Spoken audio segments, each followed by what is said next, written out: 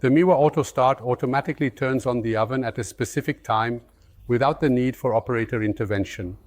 As a result, each rack is individually ready for baking at the desired time, eliminating valuable waiting time and allowing the operator to start baking immediately. To activate or modify the Autostart function, first navigate to the settings.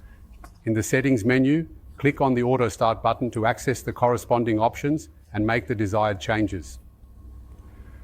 In the Autostart button, you will see the individual weekdays on the left side and select the days on which you wish to have an Autostart.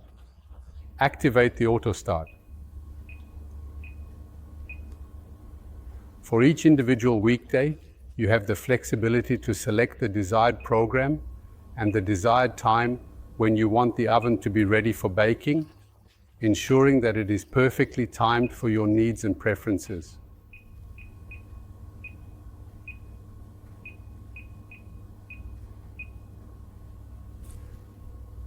With the Autostart after power off function, you can decide whether to automatically switch the oven to Autostart mode after it has been turned off, which is done with the 0, or if the oven will switch to Autostart mode automatically.